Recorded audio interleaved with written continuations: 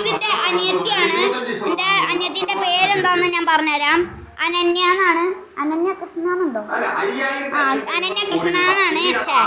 അനന്യ കൃഷ്ണനാണ്. അപ്പൊ ഗെയ്സ് എന്റെ അനിയത്തിന്റെ പേര് അനന്യാന്ന് ഞാൻ വിളിക്കലുള്ളൂ. കാരണം അപ്പൊ ഗെയ്സ് ഈ അനിയത്തിക്ക് വേറൊരു അനിയത്തിണ്ട് ഗെയ്സ്. ആ അനിയത്തിനെ ഞാൻ കാണിച്ചു തരാം.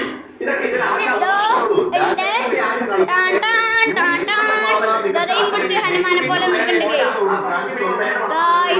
ഇതാണ് അനിയത്തി. കാണുന്നുണ്ടാവും എല്ലാവർക്കും ഗെയ്സ്. ഇതാണ് ആ അനിയത്തി. നീ എന്തിനാ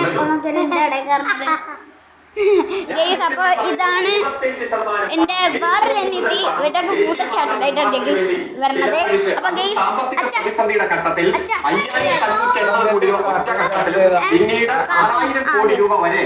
അപ്പൊ ഗെയ്സ് അച്ഛൻ ആദ്യമായിട്ട് കാർട്ടൂൺ വെച്ചിട്ടുണ്ട്. കാരണം പറഞ്ഞല്ല, അതുല്യക്ക് കാർട്ടൂൺ ആണ് ഇഷ്ടം.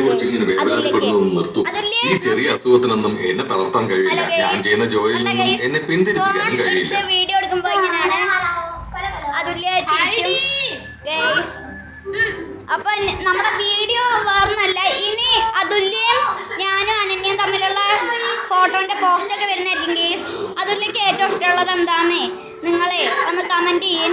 കാർട്ടൂൺ ആണോ അതോ ശ്രീകൃഷ്ണൻ അങ്ങനെ ഭഗവാനായിട്ട് വീഡിയോ സോങ് ആണോ അതോ സാധാരണ എല്ലാ കുട്ടികൾക്കും ഇഷ്ടമുള്ളതാണോ എന്ന് നിങ്ങൾ കമന്റ് ചെയ്യൂ ഗൈസ്.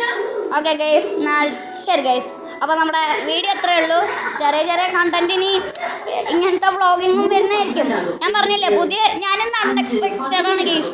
അൺഎക്സ്പെക്റ്റഡ് ആയിട്ടാണ് അനന്യൻ്റെ അനിയത്തി മീൻസ് എൻ്റെ അനിയത്തി എന്നും പറയാം അതുല്യം വന്നത്.